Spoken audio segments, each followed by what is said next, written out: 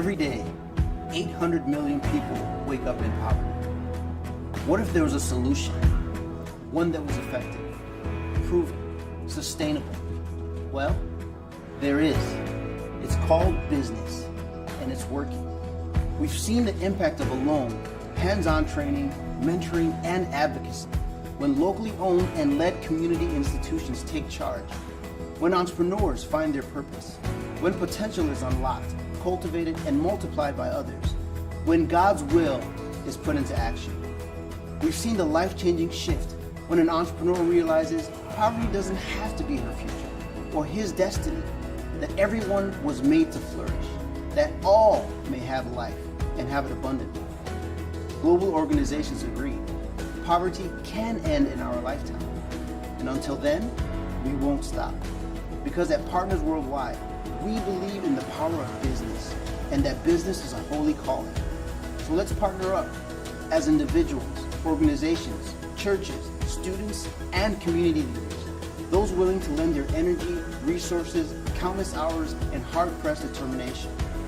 Together, let's end poverty for good.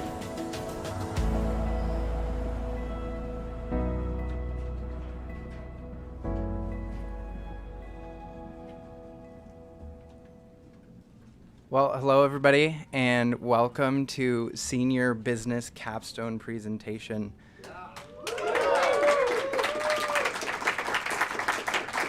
We're so excited to have you all here, and our vision for this talk is really to inspire you guys to vision and dream big by showing you what a capstone project can do, and really to get students excited also about the work of Partners Worldwide. So we hope you can see that throughout our presentation today. And first of all, I just wanted to start out by talking a little bit about the Capstone connection, how we got connected with Partners Worldwide, what that looked like, what the whole process consisted of. It was a long journey. It actually started long before our senior year.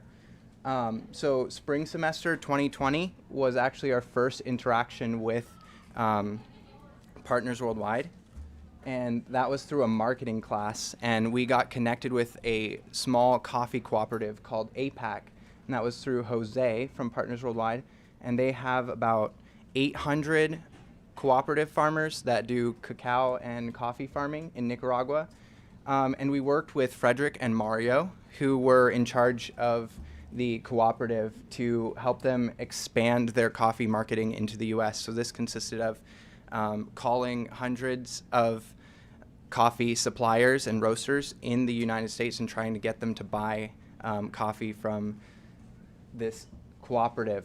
And so that was the first interaction that we had with Partners Worldwide with the APAC project. And then in the spring of 2021, we looked into a lot of opportunities for Capstone, and we did a bunch of research. We had maybe 6 different problem areas that we were looking into, things with refugees, things with poverty. One idea that we followed was actually doing a fellowship with Hope International, and we got on a call with 2 people from Hope International, and we're working with them to potentially build a capstone there. It fell through eventually, but we pursued a lot of different avenues. And then during the summer of 2021, there was a lot of the conversation with Bob Vryhof, who is the director of global operations at Partners Worldwide, started about the potential of doing a capstone with them. And Dr. Oliver had connections to Partners Worldwide. And so during that time, we did a lot of whiteboarding, just drawing out ideas on the whiteboard, trying to figure out what a project capstone could look like for us. And we even brainstormed to the point where we were thinking about me doing a summer internship in Uganda with Partners Worldwide, doing some network mapping, or actually the initial phase of our capstone project over the summer as an unpaid internship. And so that eventually did not work out, but this whole process was just leading up to what would eventually become our capstone. And Neo4j was the original software that we were looking at for doing kind of this network mapping. And I'll talk a little bit about ecosystems later on, because that's what this is kind of about. And then the fall semester with the Capstone proposal, that was drafted, and then the project charter was also based off of the conversations that had happened during the summer with all the brainstorming for the summer internship. So it was a long process to find what we eventually settled on as a capstone. And so I'm going to hand it over to Dylan, and he's going to introduce Partners Worldwide, and then we'll go from there to talk a little bit about the process of our capstone and some of the outcomes from that. I'll also echo Cody's thanks. I was not expecting this many people, and this is exciting, so grateful for each of you for showing up. So I get to talk about Partners Worldwide, and I am excited about Partners Worldwide. A lot of the seniors are going to get to hear more tomorrow in our Global Poverty course about Partners Worldwide, so hang on. But Partners Worldwide believes that business is the most effective way to fight and end poverty. Business is the most effective way to fight and end poverty. And their current model uses what they call a threefold or three-chord model, where they work with LCIs, BAs, and then Partners Worldwide. And you say, what are those? So LCIs is short for local community institution or local partners. These are their partners in different countries that are independent, locally owned, and operated organizations working to end poverty through business in their communities. So local community institutions that are creating jobs that are using business to end poverty. And then the second part of this is BAs, or business affiliates. And these are passionate individuals or groups of people that are collaborating with the local community institutions to help them develop concrete plans, help share expertise, provide financial support and spiritual encouragement for the LCIs. And then what Partners Worldwide does is they're really a facilitator of that connection, the connection between local community institutions, these business affiliates, or these mentors essentially, and they're fostering this connection and facilitating it through kind of four main services. Advocacy, where they're working with these local community institutions and helping them work within their communities to make the communities better for everyone involved. Training, where they're providing business training, especially for entrepreneurs and small to medium enterprises. And then mentoring, so they're coming along not just by connecting them with business affiliates, but also providing personal mentorship for these local community institutions. And then finally, the fourth is access to capital. So they're giving, or they're working with the LCIs to structure loans. Sometimes it's microfinance, sometimes it's small business loans for their local community institutions. And so you say, well, what's the impact of this? What are these LCIs doing? And to demonstrate, I'll say LCIs could be APAC, which is a coffee co-op of 800 farmers. It could be a business networking group with 400 people in it. It could be a microfinance bank in India that has 40,000 farmers under it.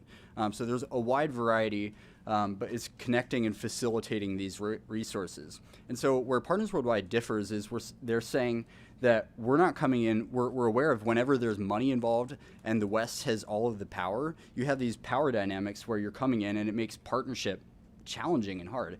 And so they're saying, we're not coming in, we're not giving these resources, but we're enabling what's already existing. We're finding the LCIs, we're working with the business affiliates and helping everyone just create a more effective way of creating jobs and bringing people out of poverty. And so it's working with what's already there.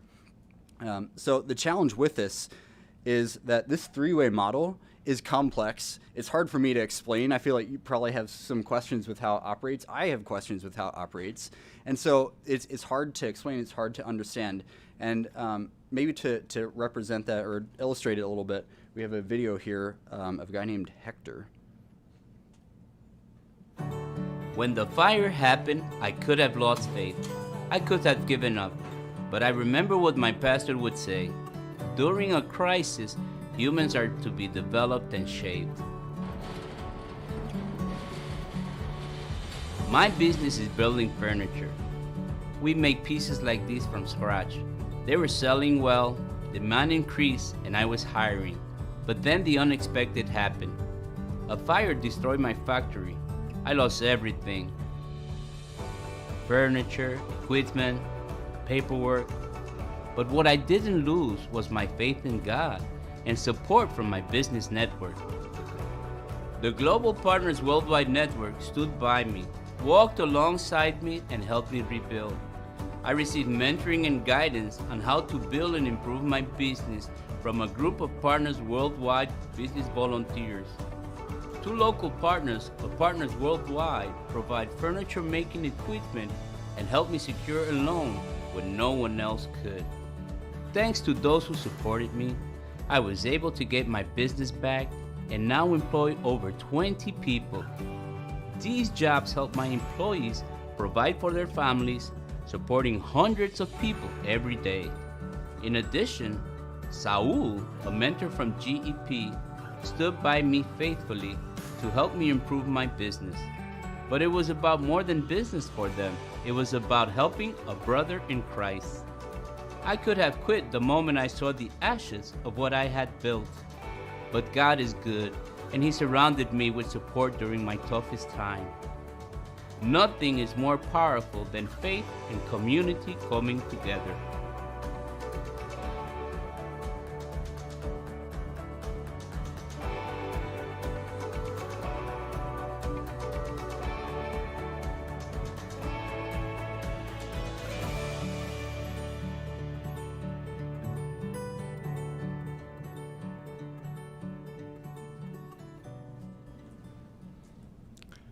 So that's a little bit of an illustration of how this model works, and I hope that at least works towards a little more clarity. So into our Capstone process, and so we were working with their local community institutions in India, and they have 7 local community institutions. Underneath it are about 5,000 entrepreneurs. So there's 5,000 entrepreneurs that are supporting then families and other employees that they would have. So pretty large network. And we were tasked with saying, how could understanding these ecosystems, how could understanding the connections within a network really help us grow and continue doing what we're doing and doing it better? And so we conducted a number of interviews with their LCI leaders, starting with developing a discussion guide using a process called appreciative inquiry. And basically, appreciative inquiry says, when you're asking people about what are the challenges you face, what's a hard time you've encountered, that those things actually like pull people down. When you're only talking about negatives, it has a negative effect on people. Conversely, when you talk about the positive things and ask them, tell me about the strengths that you see, or tell me about a time when the community benefited you, or you're highlighting positive things and casting a vision for the future, it invites people into that. So we developed a discussion guide to understand their business networks, understand what these entrepreneurs, what these LCIs are, what their vision is for the future. And then when we got all of this interview data, we took the transcripts and ran it through a process called grounded theory, which sounds really technical, and it can be. But basically, it's taking sections of text and saying, what are they actually saying? What's kind of the key or the code behind this? And then with that together, we could mash them all together and say, this is what we actually found. Here are the insights. And it's a way of taking qualitative data and using it well. And there were multiple findings, but here are just 4 of them. So we found out that many of their local community institutions have been interested in this idea of synergy or bringing people together, of ecosystems, but they just don't know what it looks like. Some see it as like, well, just using WhatsApp or Facebook to connect people, but they're not sure what the effect of it could be. One person we talked with said that without collaborating with other organizations, we won't be able to move forward. So there's a recognition that collaboration is needed. The second finding is that the Partners Worldwide model wasn't operating like it had potential to. We noticed that there were missing business affiliates in this network that left some of these local community institutions with holes. Some needed human resources, and where the business affiliates could step in and help, they just weren't there. And so it created a gap in the system. And the third finding was that many of the LCIs are tied directly with these churches. So they're businesses, but often, and we found many of these LCIs are run by pastors who have maybe a humanitarian focus and work in the week where they're working with people in the slums, or they're doing different skills trainings that it's often tied directly with the church. Actually, I'll talk about it later. And then the fourth was that the network was more complex than anyone realized. We were working with Michael Bryan on the left and Anil Pillai, and then the middle guy is a guy named Paul. And he was in our Sri Lankan network, which we did later. But basically, these guys had this whole network in their mind of these local community institutions and the funding partners and all these different pieces. But no one else could understand it, and they were struggling to understand it. And so we were helping them unpack that and just realize that it's extremely complex. Yeah, so then the fun part, the technical part, ecosystems and how you clarify ecosystems. One of the things that we stepped into with the beginning of the project was like, how do you take all of these relationships? For example, how would you take all of the relationships in this room and diagram them out in some way? Like imagine sitting down and trying to draw that out on a piece of paper, like who's connected to who, what that relationship means, what maybe even benefits flow between those different relationships. And so that's kind of the concept of ecosystem, especially near the end of the Hector video. You could see how some of the local partnerships with PW were able to gather around Hector when his business burned down and support him. So the idea of an ecosystem is, say you have an entrepreneur, then that entrepreneur has, for example, multiple suppliers, a supplier for lumber, a supplier for machinery. They have a bank for financing, and they maybe use a outsourcing HR firm for hiring people. So that's the idea of an ecosystem. And when we started out, we were like, how do you take this entire India network of 7 LCIs and 5,000 entrepreneurs and clarify it so that you can actually make sense of it to, for example, potential volunteers that want to get involved in the work, or people who want to donate money, because the clarity is not there. So we spend hours and hours researching how we could do this. At first we were like, okay, there's nothing available. We're going to have to draw this out on a piece of paper. Like this is going to be super meticulous. And but we put together a bunch of different documents researching different pieces of software. Finally, I looked up on Google Images a picture of a diagram that I liked, and I actually followed a paper trail down through to an obscure blog post. Had a link at the bottom of the blog post that included this software, kumu.io, and it was perfect. The first time I opened the software and started playing around with it, it was exactly what we were looking for. Couldn't have been built better. It allowed for comprehensive visualization of data in a very simple format that people could understand. And one of the biggest benefits was that we didn't have to have an underlying data set to actually build the map. What we could do is we could take just your mouse pointer and drop a node on the document, draw a connection between that and another node, and start like building this out, dragging and arranging things in a way that makes sense. So for example, like elements, connections, and loops, that's kind of what it looks like. I'll show a picture in a second. But the awesome part of this software was it was cheap. It was very compelling visually. It had a lot of features, and the support team was always there. Then some of the use cases, for example, you can create two-way connections where we could actually hook this visualization software up to their Salesforce database so that when people on the field are putting in connections with partners, those will show up in the visualization, and it just helps to understand. Also, you can embed these maps on a website where a donor could go and like scroll around in their network, click on individual nodes, and actually look at the information for that LCI. Go to their website, go to their social media pages. And there's also all kinds of filters and views and geomaps, which you can include like specific coordinates so that you can see where exactly that LCI is located. I know it's super technical, but very cool, and it's the stuff that gets me excited.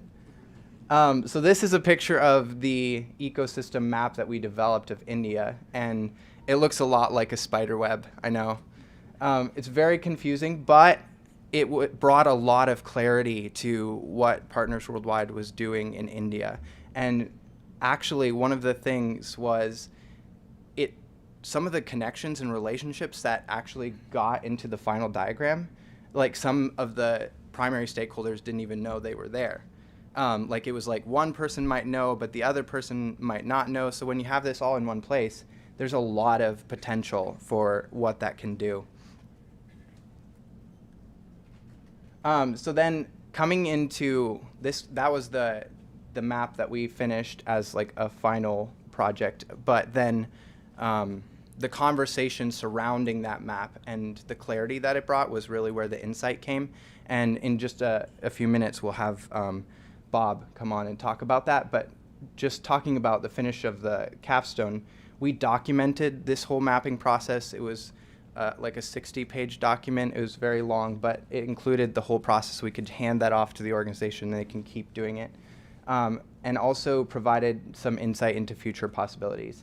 And then we had an all-staff call actually last week where we presented all of this information to all of their global partnership managers, and they were super excited. But then that led into the global rollout proposal, which is actually the work that I'm going to be doing this summer. I'm continuing on with this capstone as a consultant, and I'm going to be working to help roll out this project to the rest of the global network. And Dylan? Yeah, I'll talk briefly about what this does for partners worldwide. So really, it's creating a whole new vision of what's possible. We're saying that an ecosystem focus allows PW to do more of what they're already doing, but do it better. And so when you can actually see and understand what your networks are, you can say, here's where we need to be adding this element. Here's where we should be injecting some capital. Here's where we need to be doing a little more training or connecting this organization with this organization. When you can see it, it becomes a whole lot easier. It helps you just quickly to identify the needs for network expansion. You have better LCI and business affiliate alignment when your business affiliates especially are coming into a network, and it's like, oh, here's what my role is actually in this greater network. Here are the people that I could be reaching out to and talking with. And then it provides quicker onboarding, not just for local community institutions that are being brought into the network, but staff at Partners Worldwide. We sat in a basement in November with a lot of Partners Worldwide staff, and as we're showing this diagram that Cody just showed, a lot of people were like, wow, that's amazing. It was kind of a comical moment where it was like things were clicking because you understand better how Partners Worldwide operates. And then the really neat part about this project, and just the hand of God has been in this, where this project aligns directly with what they're doing over the next 8 years, called their Vista 2030 strategic plan, where there's connection with 4 of their 5 strategic directions. And I'm just going to roll through them and not explain them. Fortify our locally rooted and globally connected partnerships, catalyze inclusive and resilient entrepreneurial ecosystems, mobilize strategic partnerships to scale impact, and 4th, build interconnectivity across a growing global network. And so the goal that they want to have by 2030 is to have 1 million entrepreneurs in their network. Currently, they're creating about 254,000 jobs, creating and sustaining, and this is with a nonprofit that's about $8 million in revenue a year. 250,000 jobs. They're working with 76 LCIs, and it's about 140,000 entrepreneurs in their network. So they're growing roughly 8 times in the next 8 years here. So growing to have 1 million entrepreneurs in their network, which creates 3 million jobs, and then brings 15 million people out of poverty. So entrepreneurs, employees, and their families, by enabling them to work, to have a dignified way of coming out of poverty. And then lastly, just what they're doing is catalyzing this through redemptive relationships in all spheres. So when helping hurts, God, self, creation, and others, where they're focusing this partnership model is getting to the heart of what business should be, where it's relationship, it's connection, it's real, just real relationship with people. And so that's gets me pretty excited about the work in the future here. And we have Bob Vryhof joining. I'm assuming he's here with us. Can you guys hear me okay? Yeah. I take that as a thumb. Give me a thumbs up, Dylan. I'm not sure I'm hearing. Yep. Okay, good. Hey, thanks so much for the invitation to be with you here this morning. I'm really honored for the opportunity. And as I was listening to you, Cody and Dylan talk, I was just reflecting on where we started, and how I was feeling when we started. Remember, I could see this huge opportunity, and there was these couple obstacles that were keeping us from tapping into it. And now, fast forward to now, and all that you just described, and you show that map on the wall, and then kind of what's coming next in alignment with our plans into the future, and I think what God has called us to. I mean, it's gone far beyond what that sense and that hope that I had at the beginning. And so, yeah, I just want to say thank you. And I think, everyone, we should just give Cody and Dylan a big round of applause right now. I don't know how many people are in there.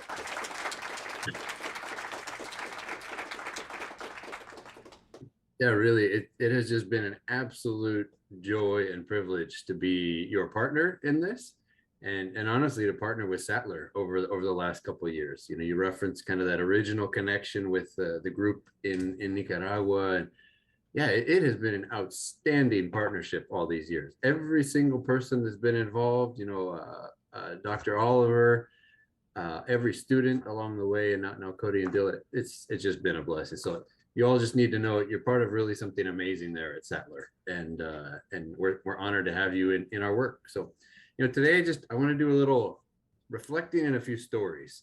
So God really cares about the poor, and poverty breaks his heart. Right? Those are just two important statements that are at the core of our approach to the world. And he also really cares about and loves business people. He has a special and unique place for them in the body, and a unique role for them in building the kingdom and in growing the kingdom. So the stories I want to share today, that's what they're about. They're about business and poverty, but they're really about people, right? And you look at that map that's on the wall, there are a lot of dots and things. You got to think there's people behind that. And that's kind of the point of today. And they're people created in the image of God, with dearly loved people created for a particular purpose. And so as I speak, just think about that and think about what it means in the context of the body and the kingdom, right? And try to put yourself into these stories, because it's, this is outside of the reality that most of us were born into and live in, right? So, the first story is some years ago, somewhere in the last 10 years, maybe a little longer. I have this vivid memory of driving through some roads in a community with a pastor.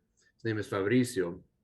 I was hearing him talk about his church, and his church was alive and vibrant. I mean, it was serving its members and the community around it, and people were coming into relationship with the Lord in ways that I think most pastors would just dream about having. I mean, it was really incredible.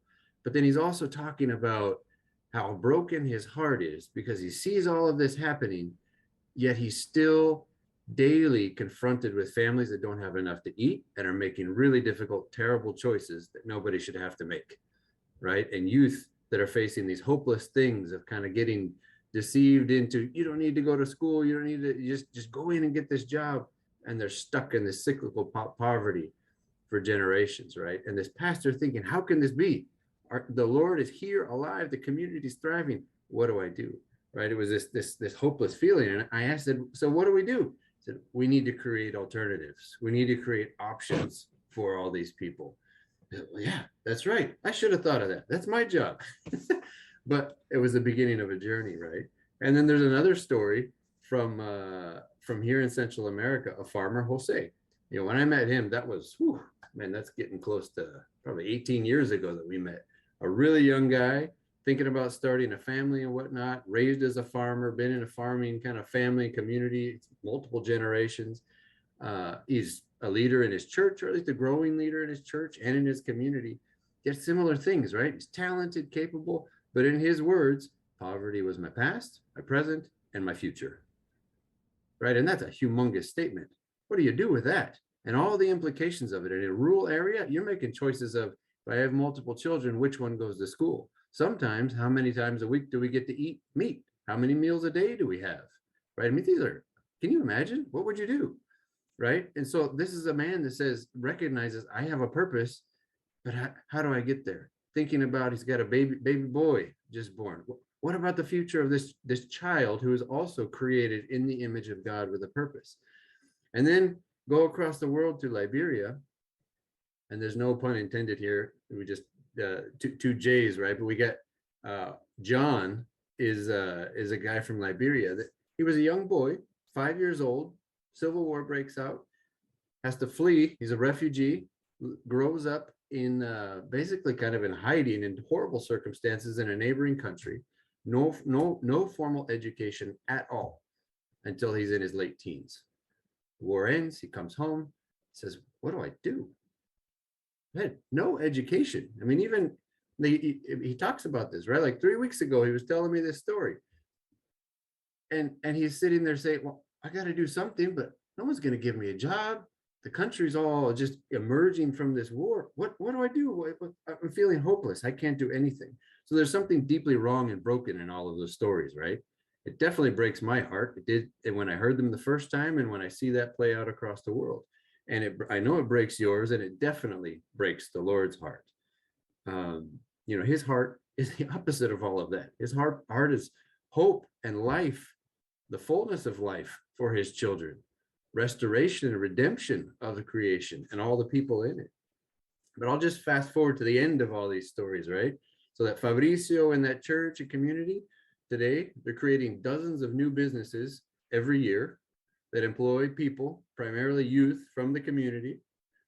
And that church was able to receive quite a lot of Venezuelan refugees that walked from Venezuela across the mountains and ended up in this coastal town in Ecuador with nothing, helped start them in businesses who are now employing people in that community.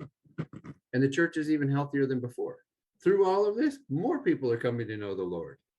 And it's a more vibrant community. It's a fuller picture of what the body can look like when it's healthy and whole. And Jose, there in Central America, he owns 2 small farms. His son was raised to be a farmer, just like he was, with all that technical knowledge and capacity. But there's an extra element there that changed it. That whole thing of what he said about poverty, well, that the only thing is past tense now. There's future, possibility, hope now for him and for his son. And I actually think he has other children afterwards. They were raised to be farmers, but they own a business. So that cycle broke. He's still a leader in his church, in his community, right where God had placed him. But all these things about, what about education for my kids, possibilities, health, food, all those things, that's all different now. And there's 1,000 others just like him in the neighboring communities, places where there's a lot of poverty. People are forced into regular cyclical migration all throughout the region every year because there's no jobs. But those people are now creating jobs for the neighbors. Everything has changed. And John, well, he's not a teenager anymore. And 3 weeks ago, I wrote down the quote here. He said, I am the breadwinner for my family and for 5,000 farmers all across rural Liberia. So that's like 20,000 people when you look at the family, right? Each of those farmers is a family unit, and then the communities around them. And you think about that is amazing. Only God could do something like that. So what happened, right? These are different people, different countries, different continents, totally different contexts. What happened is the body of Christ. That's what happened, right? The body came together locally and globally around those people in a way that helped people step into the kingdom and be fully what they were created for, to be able to fully image their creator. And the really amazing thing about it is that business people were at the center of all of it, right? And it wasn't loud and it wasn't flashy. It was the body simply coming together in that way. That God created every person and every community of people with a purpose. But the lies of the enemy, sometimes the broken systems of our world, and poverty keep people and their families and their communities from fulfilling what they were created for, to fully being what God visions for them. So, God calls us to be one body with many parts, each one unique, but each one important for its own individual role, also for the body part next to it, but also for the whole. Right. And that's the thing about the kingdom, is that you don't have the fullness of the kingdom coming unless the body, all of its members, are able to stand in exactly the place that they were created for, honoring and helping the others do the same, and working together as one body. And that's how the kingdom advances. Those Venezuelan refugees that walked across the mountains and ended up in this kind of rural coastal town in Ecuador, they have jobs in that, or they're creating jobs, sorry, in that community today, because the body locally and globally came together in a way and empowered the business people to be able to serve and help others in exactly the way they were created for. It was life-giving for everyone.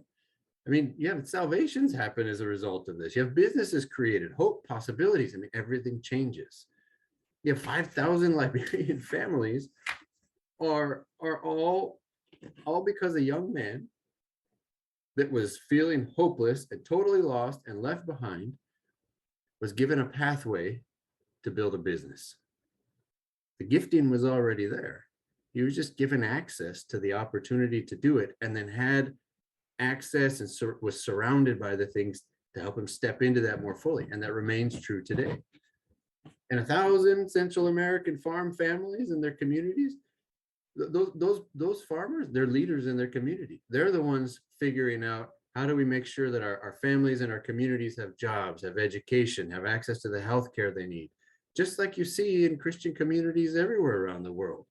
You know, I grew up in a community like that. I remember that, of those business leaders. They're the ones that were able to be part of that and to help push those things forward. And we all benefited and were blessed because of it. You know, the body is one, is the kingdom coming. And to use the word that the guys were just mentioning here, synergy, right? It is not 1 + 1 = 2. It's 1 + 1 is much more than that. And that's the way of the kingdom, you know, multiplication. And so when you see that map, and I can't see the screen, so I'm guessing it's probably not up there anymore. Remember that spider web that they were referencing there? Like, what did you see when you saw that? A bunch of dots and lines and maybe some numbers or something? At first, that's what I saw too. But now we go all the way forward. It's really a picture of the body. And what it means is the potential in the body. It's just overflowing with potential, you know, and the potential to draw more people in, to be part of the body, to be used to grow the kingdom.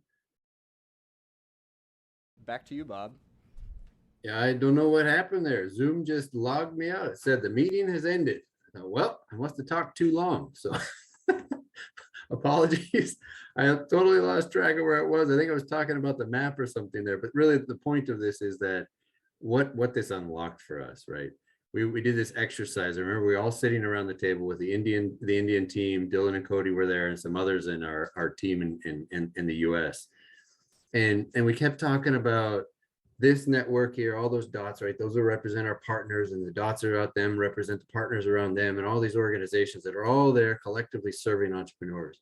And we realized that there were like 5,000 businesses in urban areas being served. There were like 5,000 farmers. And then all of a sudden we heard something, that network actually touches over 100,000 people already. And we thought, oh my goodness, just this one meeting and that one map, that's a 10-fold increase in our capacity to impact people, to serve. And then you think about what those people are doing in their own communities. And that's what this project has unlocked, right? And it hit us that there's 100,000 people there, and those are 100,000 first-generation Christians in business.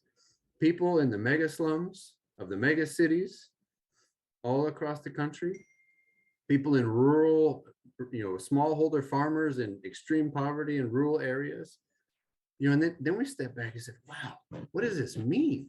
What does this mean for our work? And what do we say about this?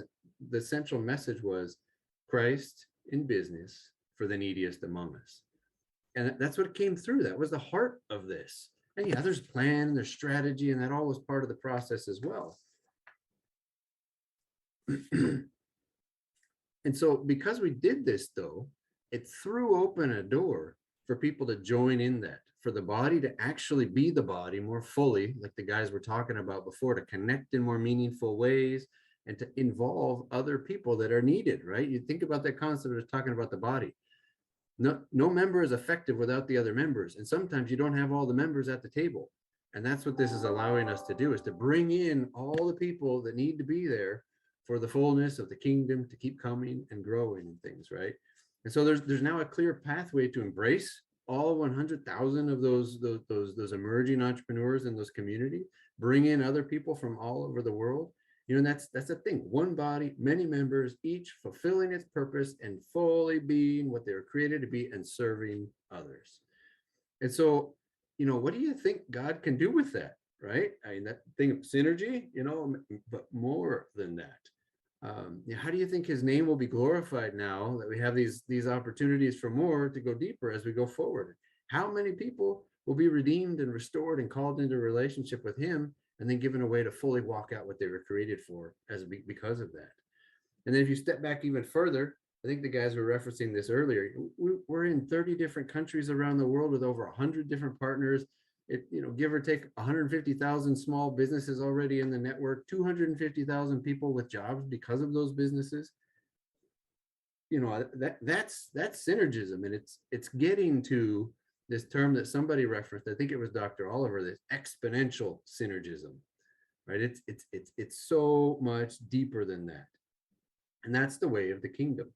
So I just want to call out and say, you're part of this. You're part of something. This is incredible. You're already part of an amazing community at Sattler. We've had the opportunity to partner with a number of different universities. This has been amazing. So I can't overstate how special what you guys have there at Sattler really is. And now, you're part of this global community as well. And just look at what you've done. I think you really all have to celebrate this. And so as Dylan was referencing, is in the next 8 years, we're going to move towards 1 million business people, all as points of light around the world. And think of what that will do. We say we 1 million businesses, 3 million jobs, 15 million people out of poverty. That's getting towards exponential synergism, but it's deeper than that, right? The concept is, you think about a city on a hill and the light as talked about in the scriptures there. Jesus talked a lot about that. That's each one of those people, their place and their role in the kingdom and their community. That's what it's all about. Because remember, like I said at the beginning, it's all about people. And that's what happens when the body stands together as one. So I think Cody referenced that our next step is we're going to map the whole world. So unlocking this potential in all of our networks in 30 some odd countries around the world. That is a significant first step. Really accelerates our ability to move towards that vision of 1 million lights all around the world. And so Cody and Dylan, I can't thank you enough. I already said that at the beginning. I'll repeat it now. We would not have been able to do this without you. And it has been a significant impact in moving this ministry forward and to achieving what God created us for. Really honored to have you as partners, and really honored to have this partnership at Sattler. I'm personally, and I know many of us at PW have referenced this, that we're really excited about being able to go deeper in the partnerships between our two organizations in the days and the years ahead. And all of you as students, you have an open invitation. If you're feeling like the Lord is calling you to plug in some way and offer up the gifts and talents and passion and calling that he's placed in your hands, we'd love to have conversations about that. And then I think just thinking more deeply about how can we go deeper together in this? I'm really excited for the future. So may God bless our partnership, and may we just be able to celebrate an even more overwhelming harvest in the months and the years ahead. So thank you very much for the opportunity to chat with you today. It was a great working with Partners Worldwide. The whole collaboration was amazing, and also a shout out to Dr. Oliver for the initial connection, because that was incredible as well.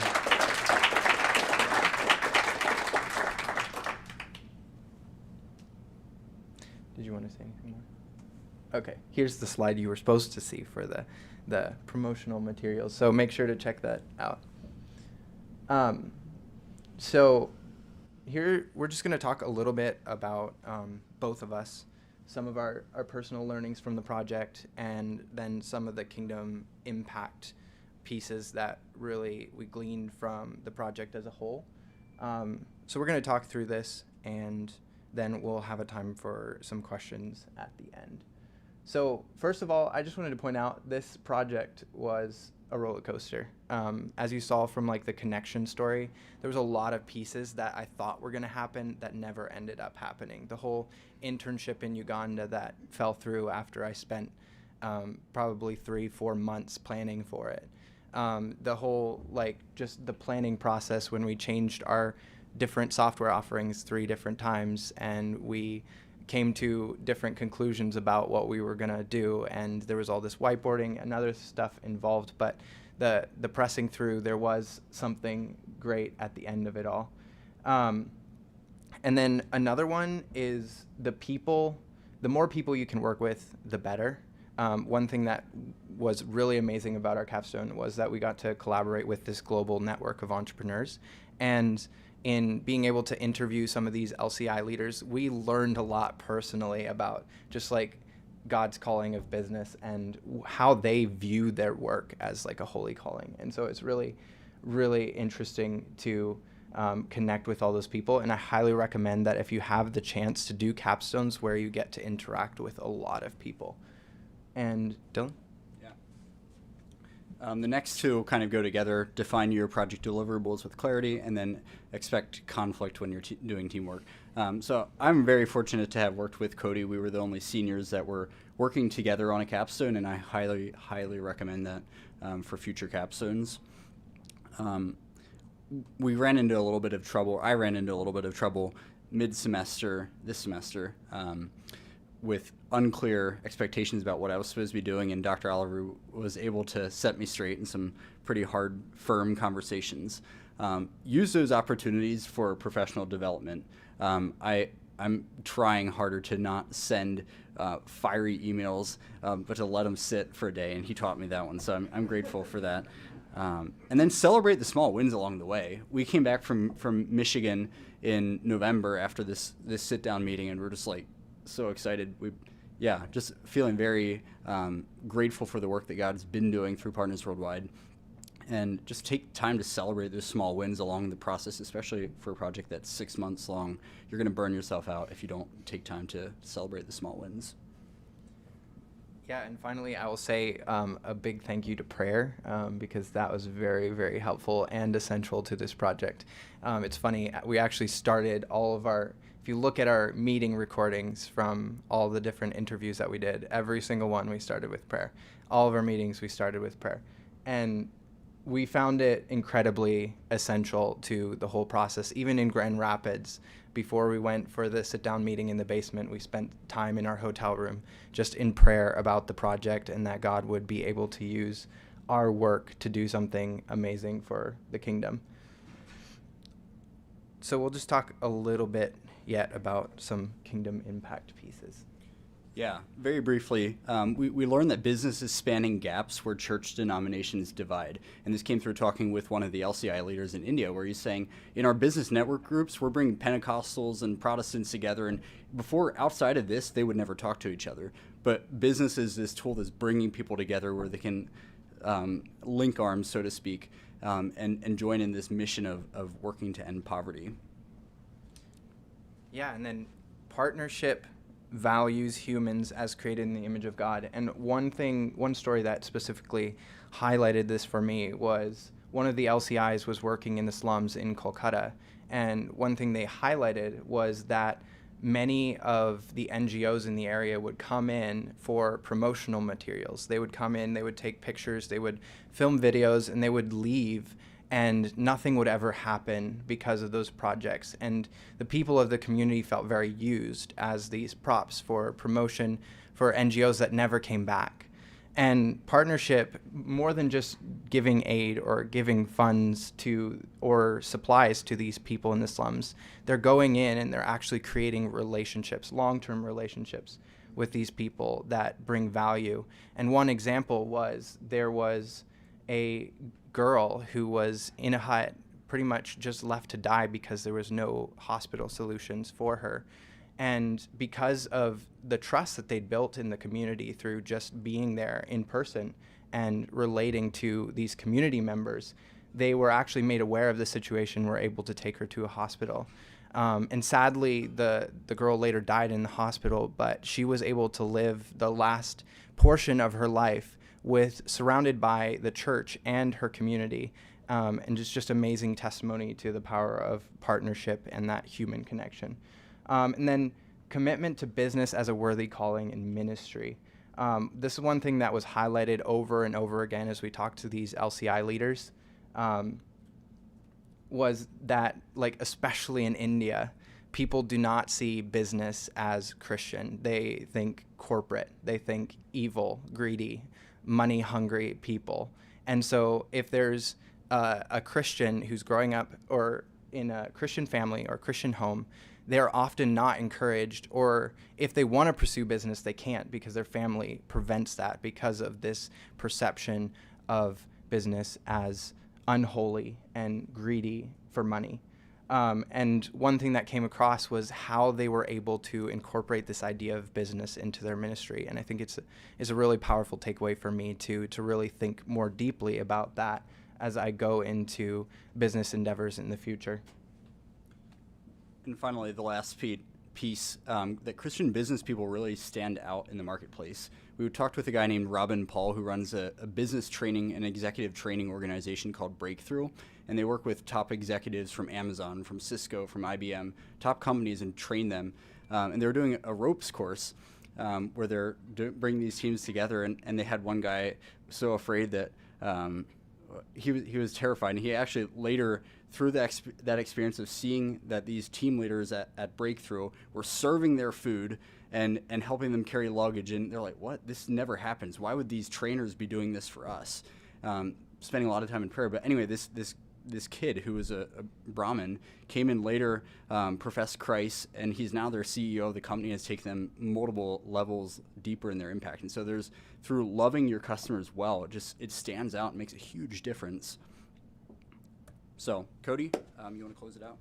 Yeah, finally, things to remember about capstones. I think this is probably what we wanted to highlight the most and to really inspire. And I think one of the things that really stuck out to me throughout this project is that you can have real impact through your academic endeavors. And that's not just Capstone. That's different projects that you participate. Our marketing class was able to work with APAC. There's different opportunities where you can participate in real world endeavors through your academics, and they don't have to be just a drag of papers and assignments that will never get looked at again. There is ways to collaborate, and I encourage you to look for those. Don't limit yourself when planning out your capstone. There has been a lot of stressed seniors about capstones walking around campus, and I'm sure you've seen that, and it probably makes you think that you should make your capstone a little smaller, but I encourage you to think again, because there is tremendous opportunity to use the hours that you're investing in capstone to do real good in the world. So keep that in mind, and then remember to bathe the process in prayer. And like I said, we prayed at the beginning of all our meetings, and we saw God just give us courage, first of all, in some of those meetings that we had, but then throughout the process to actually bring these amazing results that were very encouraging.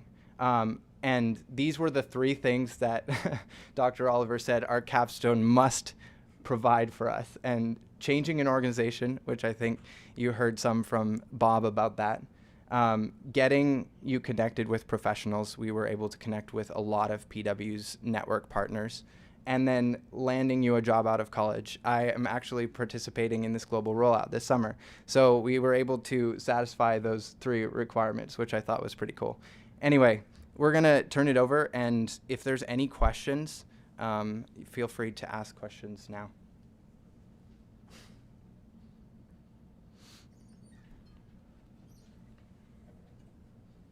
And if there's no questions, then thank you so much for coming. It was a pleasure to have you all hear this presentation. But you're welcome to stay around after to ask questions or chat or look at the materials over here. So help yourself.